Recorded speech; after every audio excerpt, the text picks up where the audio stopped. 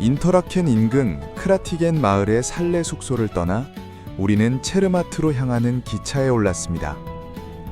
그동안의 영상이 이동 경로와 풍경을 중심으로 한 브이로그 형식이었다면 이번 편부터는 각 장소가 어떻게 형성되었는지, 그 배경에 담긴 역사와 지리적 특징, 그리고 문화와 여행 정보를 함께 살펴보려 합니다. 이번 영상은 5개의 파트로 구성되어 있습니다. 첫째는 청정마을 체르마트의 풍경, 둘째로 웅장한 알프스를 오르는 톱니바퀴 산악열차, 세 번째는 고르너그라트 정상에서 마주하는 압도적인 파노라마, 네 번째는 직접 발로 걷는 하이킹의 즐거움, 마지막으로 우리가 미처 몰랐던 마터호른의 충격적인 이야기로 마무리하겠습니다.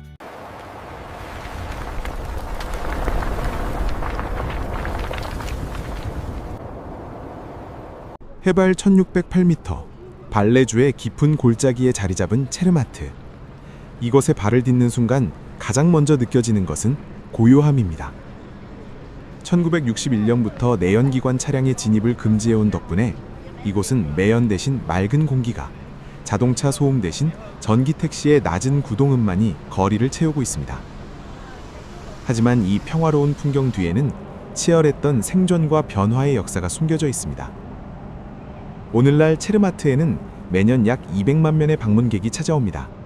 여름에는 400km에 달하는 하이킹 코스를 걷는 트레커들이, 겨울에는 360km의 슬로프를 즐기는 스키어들이 이 작은 마을의 인구를 압도합니다. 화려한 호텔과 상점들이 즐비한 바노프 거리를 지나 조금만 안쪽으로 들어오면 시간이 멈춘 듯한 풍경을 만날 수 있습니다. 이곳은 체르마트의 구시가지인 힌터도르프입니다. 16세기에서 18세기 사이에 지어진 30여 채의 검게 그을린 목조 건물들은 이곳이 한때 척박한 땅을 일구던 농부들의 마을이었음을 증명합니다. 특히 이곳에는 유럽에서 가장 오래된 헛간이 남아있는데 1261년에 지어진 이 건물은 전쟁과 화재를 피해 750년이 넘는 세월을 버텨왔습니다. 당시 주민들은 쥐의 침입을 막기 위해 돌판 위에 건물을 올리고 험한 기후에서도 잘 자라는 호위무를 재배해 딱딱한 빵을 구워 먹으며 겨울을 났습니다. 관광객들 사이에서도 체르마트 사람들은 그들만의 독특한 문화를 지켜가고 있습니다.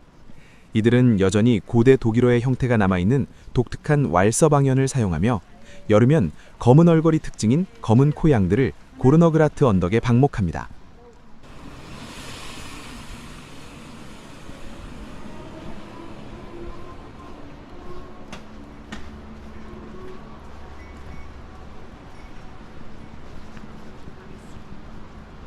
앞에 보이는 호텔 레스토랑 르 마조가 저희 부부가 2박 예약한 숙소입니다. 조식이 포함된 가격은 약 63만 원으로 스위스 물가를 고려하면 상대적으로 합리적인 선택이었습니다. 참고로 숙소에서 약 300m 거리에 있는 레스토랑 줄렌에서는 점심으로 양고기 스테이크와 퐁듀를 주문하였는데 2인 기준 약 15만 원 정도였습니다. 스위스의 높은 물가를 감안해 점심이나 간단한 식사는 쿱 마크에서 미리 구입한 음식으로 해결하면서 여행 경비를 꽤 많이 절약할 수 있었습니다. 알프스의 거대한 빙하가 녹아내린 차가운 숨결, 바로 체르마트의 생명줄인 마터 비스파 강입니다. 투명하지 않고 회색빛이 감도는 이 독특한 물색은 빙하가 바위를 깎아내며 만든 고운 가루, 빙하유가 섞여 있기 때문입니다. 이 물이 아주 깊은 고산의 빙하에서 시작되었다는 증거죠. 이 강변길을 따라 시선을 들면 마터호른의 웅장한 북벽이 우리를 내려다보고 있습니다. 여기서 잠시 발걸음을 오른쪽으로 옮기면 마을의 중심을 지키는 성 마우리티우스 성당이 나타납니다. 그리고 그 성당 뒤편 작지만 가슴 먹먹한 장소가 있습니다. 바로 산악인의 묘지입니다. 마터호른을 너무나 사랑해서 끝내 그 산의 품으로 돌아간 도전자들, 그들의 못다한 꿈과 열정이 이곳에 고요히 잠들어 있습니다. 산악인 묘지를 지나면 그 바로 옆에 마터호른 박물관이 자리하고 있습니다. 지하 전시장에는 옛 산골 마을의 오두막과 가축 우리, 식량 창고가 실감나게 재현되어 있죠. 1865년 최초 등정의 영광은 하산 도중 추락하는 끔찍한 비극으로 막을 내렸습니다. 유리관 속엔 그날의 아픔을 간직한 채 툭 끊어진 낡은 로프가 전시되어 있습니다. 이 밖에도 16세기 용병의 유해나 신석기 시대의 돌도끼 같은 희귀한 유물도 볼거리입니다. 이런 역사를 알고 산을 바라보면 마터호른의 풍경이 사뭇 다르게 다가올 것입니다. 스위스 트래블 패스 소지자는 무료로 입장할 수 있으니 꼭 들러보시기 바랍니다. 구독, 좋아요, 하이프로 다음 영상 기대해 주세요.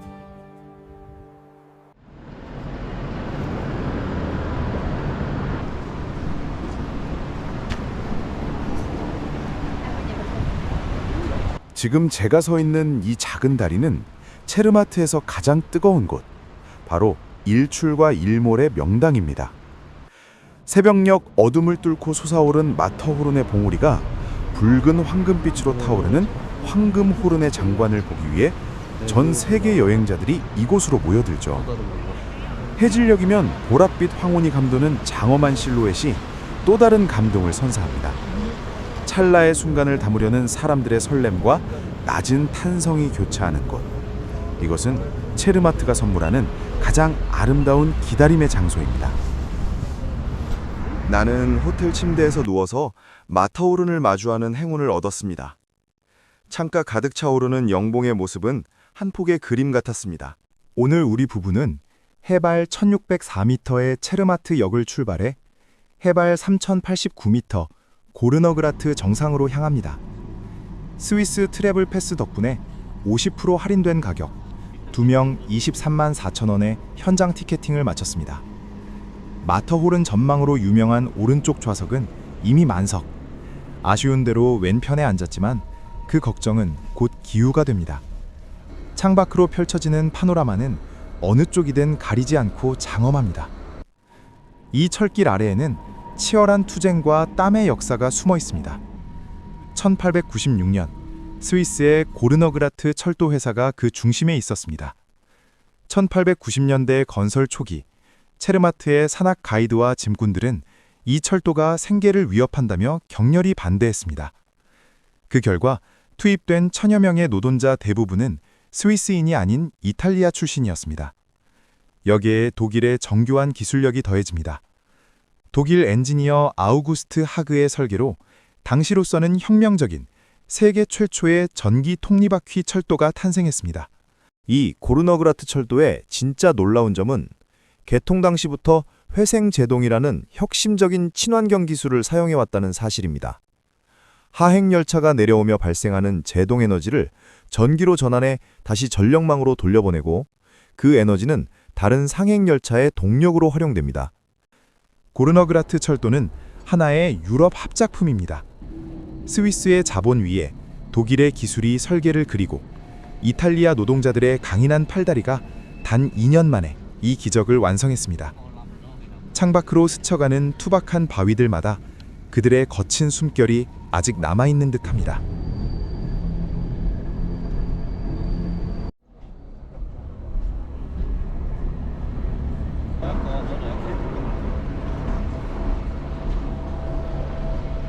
우리가 탑승한 산악열차의 총 길이는 약 9.3km. 33분의 여정 동안 열차는 5개의 정거장을 지나 체르마트에서 고르너그라트 정상으로 향합니다.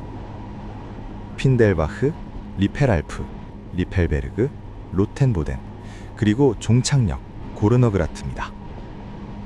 해발 1700m 핀델바흐역을 지나며 울창했던 소나무와 낙엽송숲, 아르벤 포레스트는 서서히 자취를 감춥니다.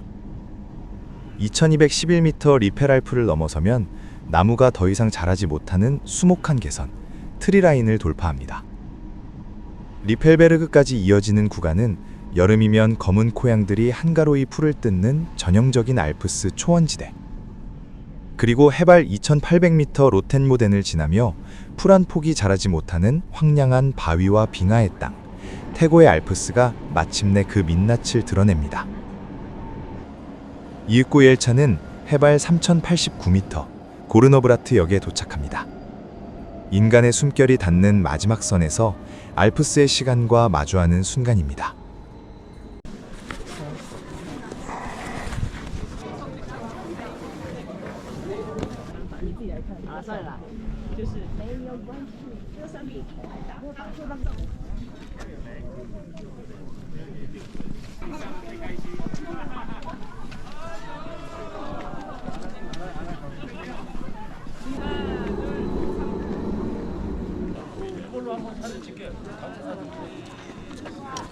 고르너그라트 전망대.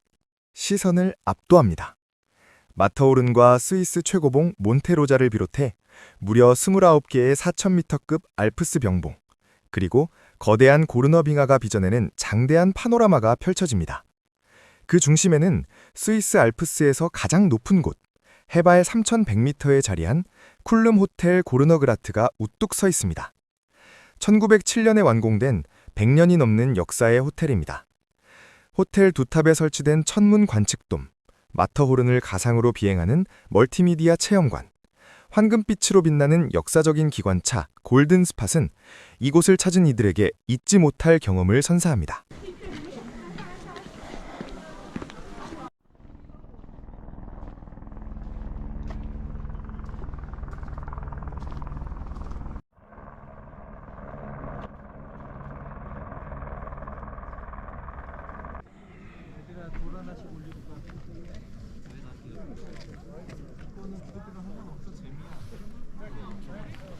Oh, of course. Yes, let's just here. 3 more. Where are you from? Munich? Munich? Ah, Deutsch. From here. Oh, yeah. Yeah, Yes, yes. I just- Willy is close by this mountain here. You are so happy, I think. Every day, beautiful scenery you can see. Yes, it's true. Korea with my wife. I will stay in Switzerland at about 11 nights. And next to Frankfurt, from Austria, Vienna, and Innsbruck, and Luzern, and Interlaken, and here, and next to In the Alps, Roboter. I'm retired, so every day is a holiday. Take a picture. Okay. Of course. For 3.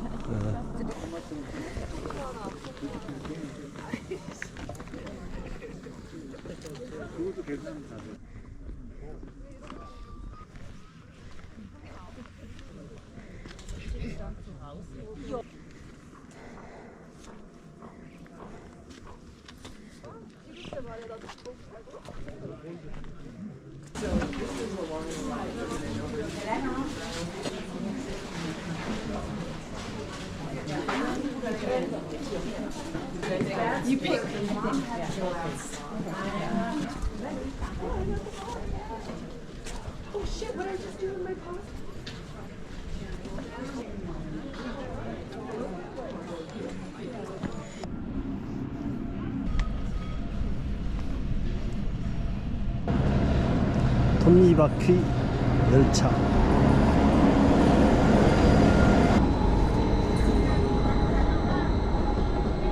루텐보덴역은 해발 2825m에 위치한 고르너그라트 철도 노선의 정차역입니다. 이곳은 마터호른을 조망하며 하이킹을 시작할 수 있는 주요 지점으로 알려져 있습니다. 역에서 도보 약 10분 거리에 자리한 리펠제 호수는 해발 2757m에 위치해 있습니다. 기상 여건이 안정적인 날에는 호수 수면을 통해 마터호른의 모습을 확인하실 수 있습니다. 리펠제 호수에서 리펠베르그까지 이어지는 하이킹 코스의 전체 길이는 약 3km이며 평균 소요 시간은 약 1시간입니다. 해당 구간은 완만한 내리막과 비교적 평탄한 지형으로 구성되어 있습니다.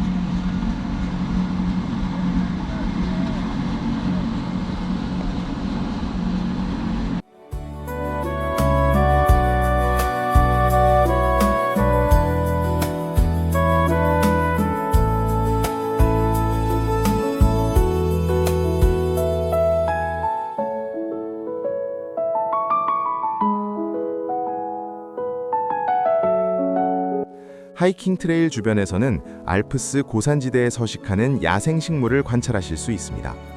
여름철에는 에델바이스, 국내에서 솜다리로 알려진 고산 식물이 개화합니다. 운이 좋을 경우 초원에서 방목 중인 발레 블랙노즈 양을 확인하실 수 있습니다. 이 품종은 얼굴과 귀, 다리가 검은 것이 특징이며 일부 개체에는 GPS 추적 장치가 부착되어 관리되고 있습니다. 또한 바위지대나 초원 가장자리에서는 알프스 마멋이 서식하는 모습이 관찰됩니다. 본 하이킹 코스 전 구간에서는 마터호른이 시야에서 벗어나지 않습니다. 이동하시는 동안 마터호른을 다양한 각도와 거리에서 지속적으로 관찰하실 수 있습니다. 로텐보덴 역에서 리펠베르그까지 이어지는 이 하이킹 코스는 알프스 고산 환경과 야생 생태, 그리고 지형적 특성을 함께 살펴볼 수 있는 대표적인 고르너그라트 지역 하이킹 루트입니다.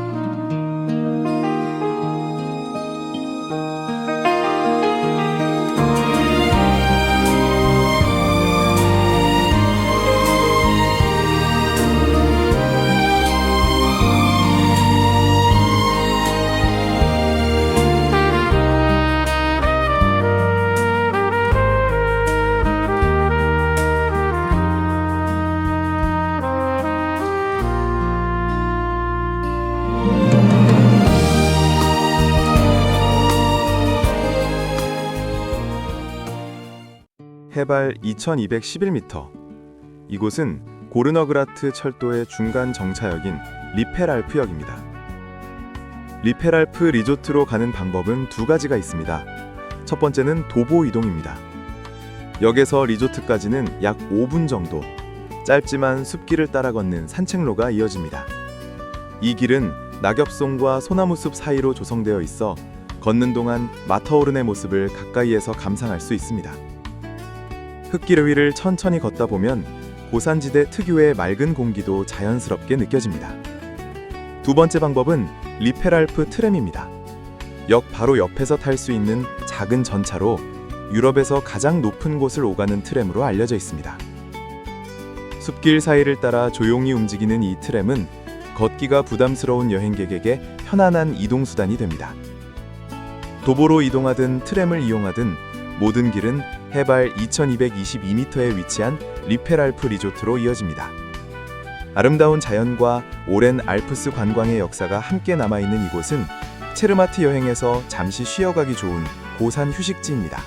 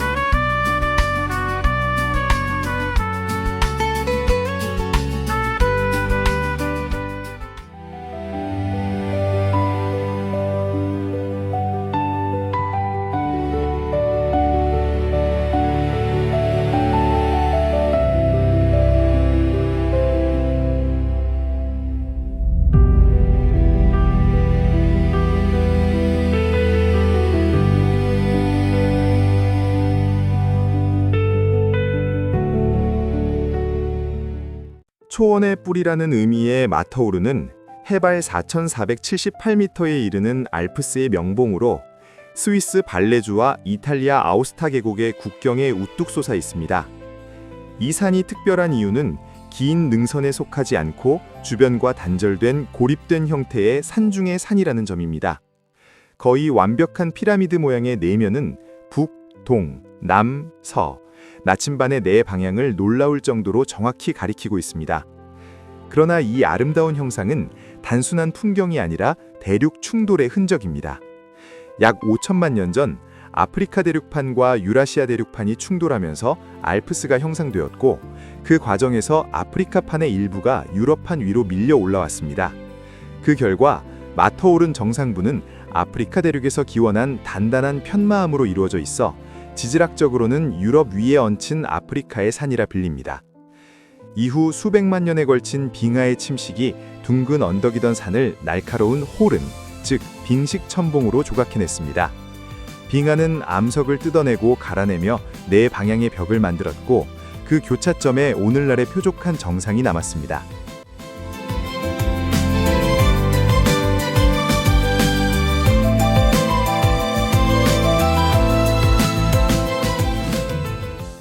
마터호른은 알프스의 4,000m급 봉우리 가운데 가장 마지막까지 정복되지 않았던 산이었습니다. 1865년 7월 14일 영국인 에드워드 윈퍼가 이끄는 원정대가 스위스 측 회른리 능선을 통해 최초 등정에 성공했지만 그 영광은 곧 비극으로 바뀌었습니다. 하산 도중 모프가 끊어지며 4명의 동료가 1200m 아래로 추락해 목숨을 잃었고, 이 사건은 알피니즘 역사상 가장 비극적인 순간으로 기록되었습니다. 이후 마터호른은 다양한 등반 루트를 통해 인간의 도전 정신을 시험해왔습니다. 비교적 완만한 회른리 능선은 오늘날 가장 대중적인 길이 되었고, 이탈리아 측 리옹 능선과 북벽, 서벽까지 각 면은 서로 다른 위험과 역사를 품고 있습니다. 1871년 루시 워커가 여성 최초로 정상에 올랐고, 90세의 고령 등전과 3시간을 넘지 않는 초고속 등반까지 성별과 나이를 뛰어넘는 도전이 이어져 왔습니다. 2025년 11세의 샘 에버모어는 2024년의 실패를 딛고 미국인 최연소 마테호른 등정 기록을 세웠습니다. 마터호른은 단순한 관광지를 넘어 세계에서 가장 많이 촬영되는 시각적 아이콘으로 자리 잡고 있습니다.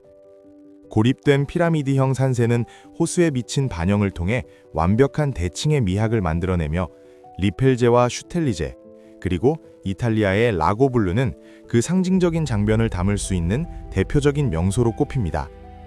해뜰 무렵 동벽을 붉게 물들이는 장면은 전 세계 사진가들을 이곳으로 이끕니다.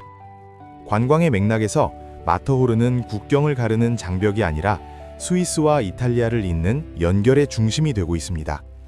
2023년 개통된 마터호른 알파인 크로싱을 통해 여행객들은 하루 만에 두 나라의 풍경과 문화를 넘나들 수 있게 되었습니다.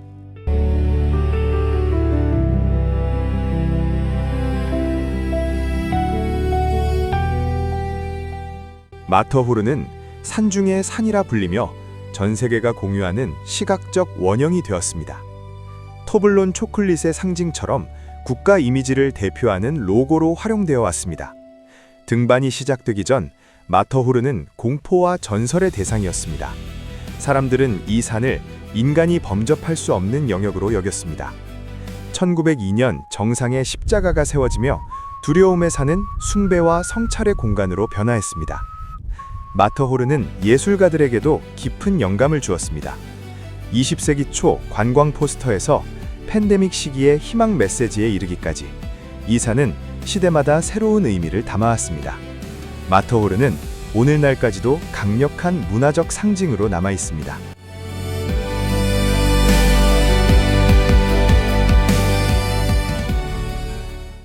마터호른이 직면한 가장 시급한 위협은 기후변화로 인한 산의 불안정화입니다.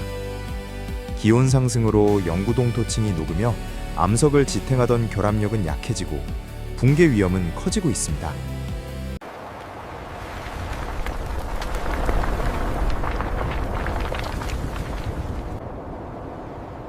구조 활동과 사고는 급증하고 있습니다.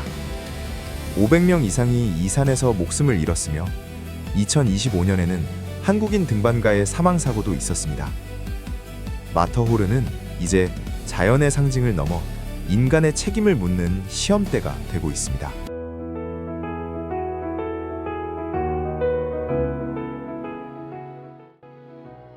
오늘 정보가 여러분의 다음 여행의 작은 보탬이 되었기를 바랍니다. 앞으로 JK 프리 채널은 단순한 일상을 넘어 시간이 흘러 다시 보아도 유익한 살아있는 여행 백과사전 같은 영상을 담아내겠습니다. 함께 해주셔서 감사합니다. 궁금한 점을 댓글로 남겨주시면 제가 직접 정성껏 답변 올리겠습니다.